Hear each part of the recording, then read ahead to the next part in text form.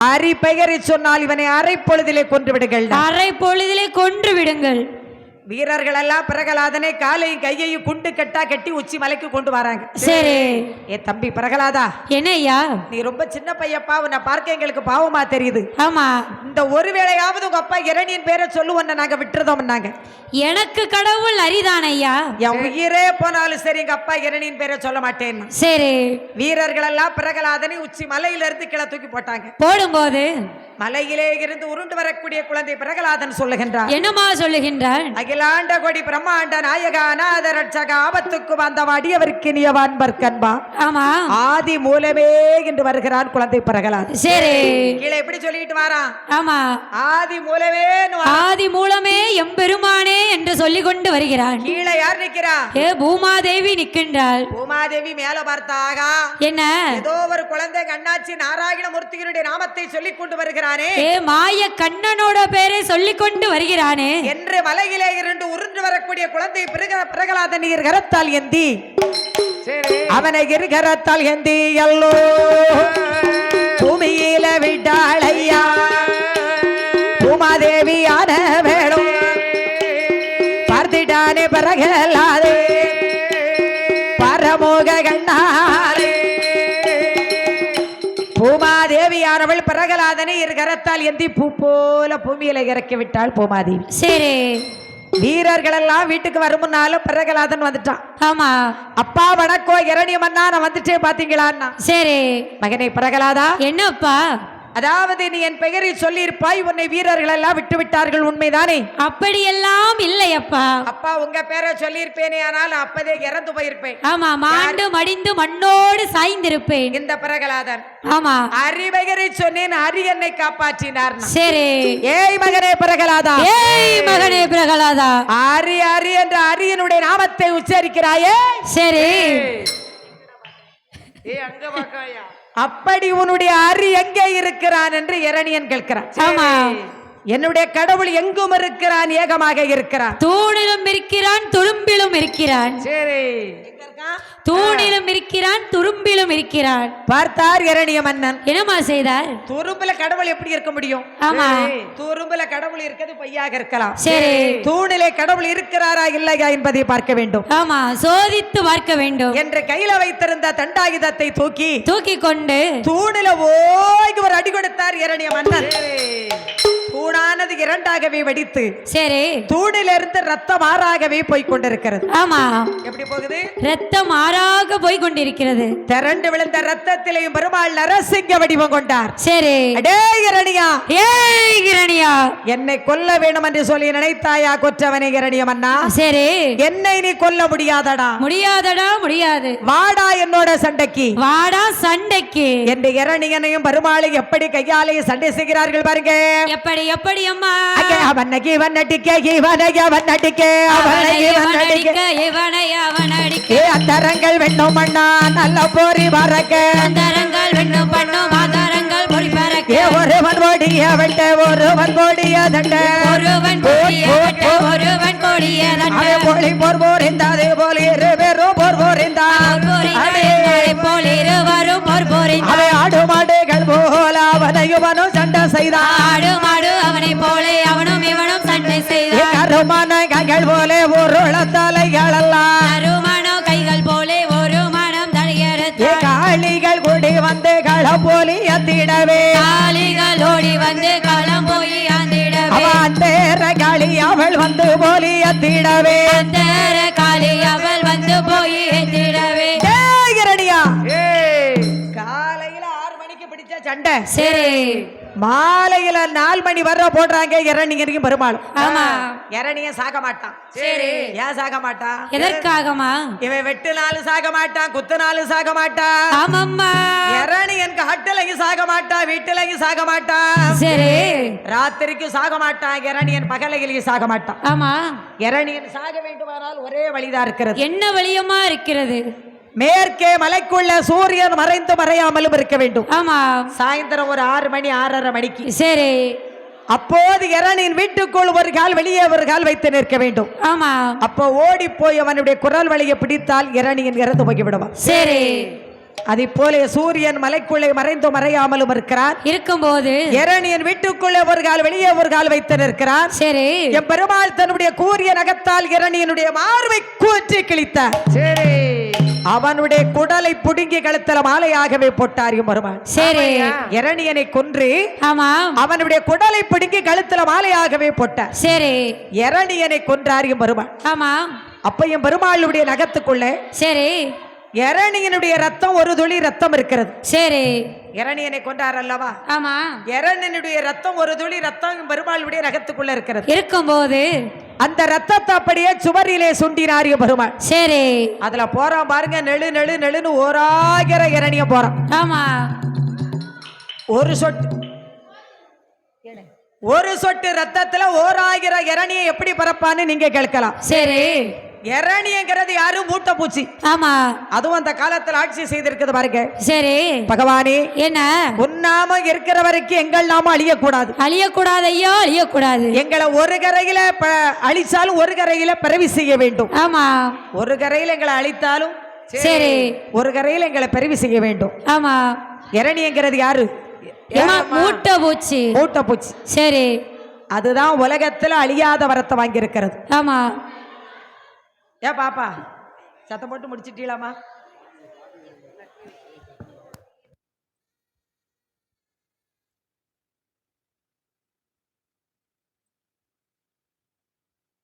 இவர்தான் ஐயா.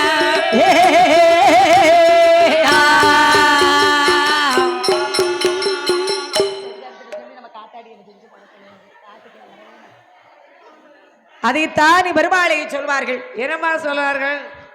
இரணியனை மார்பிழந்த எப்பெருமாளிக்கு வருதானே தசரதா? ஆமையா.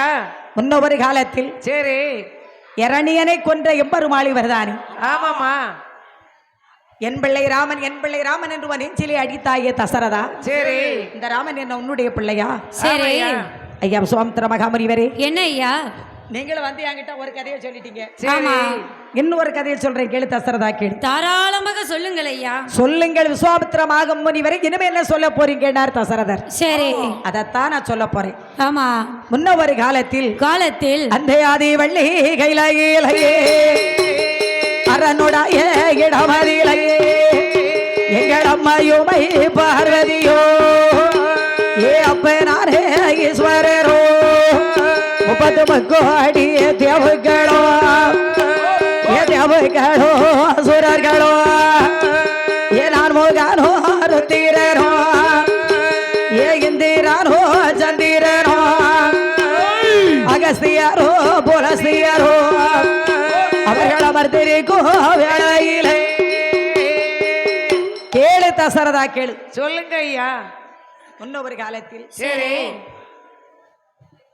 ஆதிவள்ளி கைலாசகிரி பர்வதத்தில் தேவியும் பார்வதா தேவியும் 30 கோடி தேவுக்கள் 48,000 கோடி ரிஷி தபோதனர்கள், ரிஷி தபோதனர்கள், கம்பருடர் கணநாதர் கிண்ணறிநாதர்கள், சரி சித்தர் வித்தியாதரர் கொங்கர் வங்கர் மாளுவர் சாளுவர் மல்லவர் வல்லவர் கிங்கரர் அடியவர்கள் அடியவர்கள் கோடான கோடி மக்கள் கைலாசத்தில் கொலுவேற்று இருக்கிறார்கள். சரி, எல்லோரும் கைலாசத்தில் கொலுவிருக்க இருக்கும்போது அப்போது கைலாசத்துல ஒரு மாவிளக்கு ஒன்று எரிந்து கொண்டிருக்கிறது. ஆமா, அது என்ன மாவிளக்கம்மா?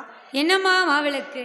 நாங்க மாரியம்மன் கோயில் எடுத்தோம்ல, சின்ன விளக்கா இருக்குமா மாவிளக்கு. ஏமா இது பெரிய மாவிலான ஆன மாவிளக்கம்மா. நாங்களும் சங்கரன் கோயில்ல எடுத்தோம். சரி, நீங்க எங்கம்மா எடுத்தீங்க? அவங்க பத்ராளியம்மன் கோயில் எடுத்தாங்க. முக்கூடல் எடுத்தோம், சிவன் கோயில்ல. சரி, அது சின்ன மாவிளக்கு. சரி, ஏன்னா அங்க கடையில இருக்கிறது சிறு மாவிளக்கு தான் இருக்கு. ஆமா, அதாவது கைலாசத்துல பெரிய மாவிளக்கு. சரி, 4 பெரிய மாவிளக்கு. ஆமா, ஆட்டோல் மாறி மாவிளக்கு. எப்படியா? ஆட்டோல் மாறி மாவிளக்கு. நம்ம தாத்தா வீட்டுல இருக்குமே ஆட்டு வரலு, அதே மாதிரிதான். தெக்க இருக்க ஆட்டு வரலு. ஆமா, சரி. பெரிய உயரமா செக்கு மாதிரி இருக்குமே அந்த ஆட்டு வரலு, அவதான் பெருசு. ஏன்னா நம்ம மாமா வீட்டுல அங்க பெரிய ஆட்டு வரல ஒண்ணு உண்டு. நீ சின்ன பிள்ளையா இருந்தப்போ. நான் சின்ன பிள்ளைதான். நீ ரொம்ப குட்டி பிள்ளையா இருப்பியா? கைய பிடிச்சிட்டு கூட்டு போனியல இல்லையா? அப்ப எனக்கு தெரியும், ஞாபகம் இருக்குல்ல, கொண்டு காமிச்சிடலாம் இதுதான் மாவிளக்கு. ஏன்னா நம்ம சித்தி அங்க கூட்டிட்டு போவ. ஆமா, சித்தி அங்க நான் கூட்டிட்டு போனேன். ஞாபகம் இருக்கா இப்படி இருக்கு இருக்கு ஞாபகம் இருக்குமா? அந்த ஆட்டு வரல் தான் இது.